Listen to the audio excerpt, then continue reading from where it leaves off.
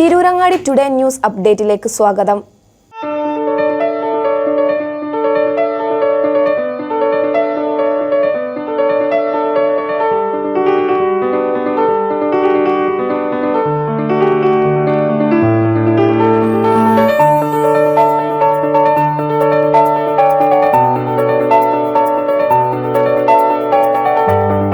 Amiya golden diamonds bypass road Chemmad. വാർത്തകൾ വിശദമായി. പാലക്കാട്ടെ തോൽവിൽ സംസ്ഥാന BJP നേതൃത്വത്തിനെതിരെ രൂക്ഷ വിമർശനവുമായി NDA vice chairman Vishnupuram Chandrasekharan. Kerala BJP കടിഞ്ഞാൺ ഇല്ലാത്ത കുതിരയായി മാറിയെന്നാണ് വിമർശനം. വീഴ്ചയുടെ ഉത്തരവാദിത്തത്തിൽ നിന്ന് നേതാക്കൾക്ക് ഒഴിഞ്ഞു മാറാനാകില്ല. ഇത്തിൽ കണ്ണികളെ പറിച്ചെറിയണമെന്നും നേതൃതലത്തിൽ ശുദ്ധികലശം നടത്തണമെന്നും ചന്ദ്രശേഖരൻ ഫേസ്ബുക്കിൽ കുറിച്ചു. പാർട്ടിയുടെ നിയന്ത്രണം RSS ഏറ്റെടുക്കണമെന്നും ചന്ദ്രശേഖരൻ ഫേസ്ബുക്ക് പോസ്റ്റിൽ ആവശ്യപ്പെടുന്നു.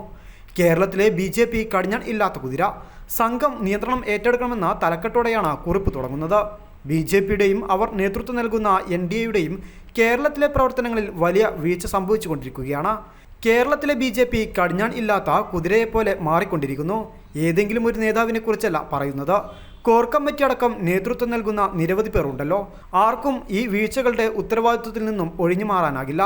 മറ്റു സംസ്ഥാനങ്ങളിലെ വിജയം ആഘോഷിക്കുമ്പോൾ സ്വന്തം സ്ഥലത്ത് വിജയിപ്പിക്കുവാനോ നേട്ടങ്ങൾ ഉണ്ടാക്കാനോ എന്താണ് കഴിയാത്തത്? എന്തു പറഞ്ഞാലും കേന്ദ്രം ഭരിക്കുന്നവരാണ് എന്ന ന്യായീകരണം പറഞ്ഞ് ഒഴിയുകയല്ല വേണ്ടത്. ഇവിടെയും സംഘടനയെ ശക്തമാക്കുവാനുള്ള പ്രവർത്തനങ്ങളാണ് വേണ്ടത്. ജനസമ്മതിയില്ലാത്ത കുറെ നേതാക്കളാണ് കാര്യങ്ങൾ തീരുമാനിക്കുന്നത്. ഞാനടക്കം ദേശീയ ജനാധിപത്യ സഖ്യം കേരള ഘടകത്തിൻ്റെ എല്ലാ നേതാക്കളും ആത്മപരിശോധന നടത്തണമെന്ന് തന്നെയാണ് അഭിപ്രായം. പ്രധാനമായും BJP നേതാക്കൾ. പ്രസ്ഥാനത്തിനു വേണ്ടി ജീവൻ കൊടുത്തവരും ജയിലിൽ കിടക്കുന്നവരുമായ എത്രയോ ആളുകളുണ്ട്. അവരുടെ കുടുംബത്തിൽ എത്ര പേർക്കൊരു ജോലി നൽകാനോ സംരക്ഷിക്കുവാനോ ഈ നേതൃത്വത്തിന് കഴിഞ്ഞിട്ടുണ്ട്. മറ്റ് രാഷ്ട്രീയ പാർട്ടികൾ അവരുടെ ആളുകളെ സംരക്ഷിച്ചു നിർത്തുന്നത് കാണണം. കേന്ദ്ര സർക്കാരിൻ്റെ എത്ര സ്ഥാപനങ്ങൾ കേരളത്തിലുണ്ട്? വിഴിഞ്ഞത്ത് തന്നെ എത്ര പേർക്ക് ഇപ്പോൾ ജോലി ലഭിച്ചു? എന്നാൽ പാർട്ടിക്ക് വേണ്ടപ്പെട്ട ഒരാൾക്കെങ്കിലും ജോലി തരപ്പെടുത്തി കൊടുക്കാൻ BJPക്ക് കഴിഞ്ഞോ? പ്രസ്ഥാനത്തിന് വേണ്ടി പ്രവർത്തിക്കുന്നവരെ സംരക്ഷിക്കാൻ കഴിയാത്ത നേതൃത്വം ഒരിക്കലും വളർന്നു വരില്ല. കേരളത്തിലെ BJP നശിക്കുന്നതിൽ നേതൃസ്ഥാനങ്ങളിലുള്ള മുഴുവൻ പേർക്കും പങ്കുണ്ട്. കൂടിയിരുന്ന് തീരുമാനിക്കുന്ന എന്തെങ്കിലും നടപ്പാക്കുന്നുണ്ടോ എന്ന് ആരെങ്കിലും പിന്നീട് ചിന്തിക്കാറുണ്ടോ? മറ്റൊരു കാര്യം, ദീപാവലി പോലെ തെരഞ്ഞെടുപ്പും ഇവർക്ക് ഒരു ആഘോഷമായി മാറിയിട്ടുണ്ട്. ഓരോ തെരഞ്ഞെടുപ്പ് വരുമ്പോഴും പലതരത്തിലാണ് നേട്ടങ്ങൾ. എത്ര നേതാക്കൾ സമീപകാലത്ത് മറ്റു പാർട്ടികളിൽ നിന്ന് ഇവിടേക്ക് വന്നു? പിന്നെ എന്താണ് അവരുടെ അവസ്ഥ?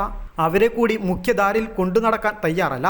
ഒരാൾ വന്നാൽ ആ സ്പേസ് കുറയുകയല്ലേ? ഒന്നോ രണ്ടോ പ്രാവശ്യത്തിൽ കൂടുതൽ പേർക്കും സീറ്റ് കൊടുക്കരുത്. ഇഷ്ടം പോലെ യുവാക്കളുണ്ടല്ലോ, അവരും മത്സരിക്കട്ടെ. സന്ദീപ് വാര്യരെ പോലെ തൊലിപ്പുറത്ത് ആദർശമുള്ള ആമാശയവാദികളെക്കുറിച്ചല്ല പറയുന്നത്. അത്തരക്കാരെക്കുറിച്ച് എനിക്ക് ഒന്നും പറയാനില്ല. കാരണം എന്താണ്? ഈ പ്രസ്ഥാനം എന്നറിഞ്ഞുകൂടാത്ത ആളുകളാണ് പലരും. അങ്ങനെ ഉള്ളവരെ വെട്ടിമാറ്റി ശുദ്ധീകരിക്കണം. RSS നിയന്ത്രണം ഏറ്റെടുത്ത് ഇത്തിൽ കണ്ണുകളെല്ലാം പറിച്ചെടുത്ത് കേരളത്തിലെ BJPയെ രക്ഷിക്കണം. ഗ്രൂപ്പ് കളിച്ചാൽ രക്ഷയില്ല എന്ന് എല്ലാവർക്കും ബോധ്യമാകണം. ഗ്രൂപ്പിൻ്റെ പേരിൽ വരുന്ന ഒരാൾക്ക് പോലും സ്ഥാനമാനങ്ങൾ ലഭിക്കരുത്. NDAയിലും ഇത്തരം ശുദ്ധീകരണം വേണം. സഹോദര സംഘടന എന്ന് പറഞ്ഞാൽ പരസ്പര സ്നേഹമുണ്ടായിരിക്കണം. അല്ലാതെ കാര്യങ്ങൾ തുറന്നു പറയുന്നവരെ ഒഴിവാക്കുകയും പാരപണിയുകയുമല്ല വേണ്ടത്. ആരുടെയും മുഖം കറുക്കുമെന്ന് വിചാരിച്ച് പറയാനുള്ളത് ഒരിക്കലും പറയാതിരിക്കരുത്. ഇപ്പോൾ ഈ തുറന്നു പറച്ചിൽ വേണ്ടത് തന്നെയാണ് എന്ന് ഉറപ്പായതിനാലാണ് പറയുന്നത്. അതിൽ ആരെയും ഭയമില്ല. കോവളത്ത് മത്സരിച്ചപ്പോൾ ഒപ്പം നിന്ന് തോൽപ്പിക്കാൻ ശ്രമിച്ച പലരെയും നേരിട്ടറിയാം. എന്നോടുള്ള എതിർപ്പായിരുന്നില്ല. BJPയുടെ പഞ്ചായത്ത് തലം മുതലുള്ള ഗ്രൂപ്പുകളെയും പരസ്പരമുള്ള പാരവെപ്പും അതിൽ പ്രതിഫലിച്ചിട്ടുണ്ട്. വാർഡ് തലം മുതൽ പ്രവർത്തനം ശക്തമാക്കാതെ വെറുതെ പ്രസംഗിച്ചിട്ട് കാര്യമില്ലല്ലോ. തോൽവിയുടെ കാരണങ്ങൾ കൃത്യമായി അന്ന് മനസ്സിലായതാണ്. എന്നാൽ അത് ചർച്ച ചെയ്യാൻ ഒരു അവസരവും ലഭിച്ചിട്ടില്ല. രാജ്യത്താകമാനം വർഷങ്ങളായി ദേശീയ ജനാധിപത്യ സഖ്യം നേരിടുന്ന വിജയത്തിളക്കം കേരളത്തിൽ ഉണ്ടാകാത്തതിന് ഒരു പ്രധാന കാരണം ഇത്തരം ചർച്ചകളും തിരുത്തലുകളും ഇല്ലാത്തതാണ്. തെരഞ്ഞെടുപ്പിൽ തോറ്റുകഴിഞ്ഞാൽ പരാജയ കാരണം ചർച്ച ചെയ്യുവാനോ തെറ്റുകൾ തിരുത്തുവാനോ തയ്യാറാകുന്നില്ല. പാലക്കാട്ടെ തോൽവിൽ BJPക്കോ NDA കേരള ഘടകത്തിനോ ഞെട്ടാൻ ഒന്നുമില്ല. ആ തോൽവി ക്ഷണിച്ചു വരുത്തിയതാണ്.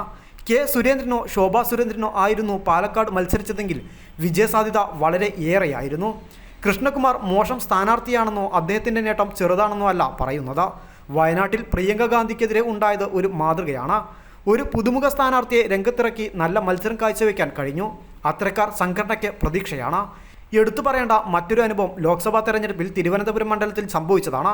ഉറപ്പായും ജയിക്കേണ്ട സ്ഥാനാർത്ഥിയായിരുന്നു രാജീവ് ചന്ദ്രശേഖർ. എന്നാൽ വേണ്ടവിധം പ്രവർത്തിക്കാൻ മുന്നണിക്ക് കഴിഞ്ഞോ എന്ന് പലരും ആത്മപരിശോധന നടത്തണം. കോൺഗ്രസിന്റെ ബൂത്ത് തലത്തിലുള്ള പ്രവർത്തകർ മുതൽ നേതാക്കൾ വരെയായി ഏതാണ്ട് 1500ഓളം പേർ ഒരുമിച്ച് അംഗത്വം സ്വീകരിക്കാമെന്ന് അന്ന് ഞാനുമായി നടത്തിയ ചർച്ചയിൽ ഉറപ്പ് പറഞ്ഞതാണ്. അത് NDA BJP നേതാക്കളെ അറിയിക്കുകയും ചെയ്തു. എന്നാൽ നേതൃത്വത്തിൽ ചിലരുടെ താല്പര്യമില്ലായ്മ മൂലം അത് നടന്നില്ല. അന്ന് അത്രയും പേർ വന്നിരുന്നെങ്കിൽ തന്നെ ഉറപ്പായും തെരഞ്ഞെടുപ്പ് ചിത്രം മാറിയേനെ.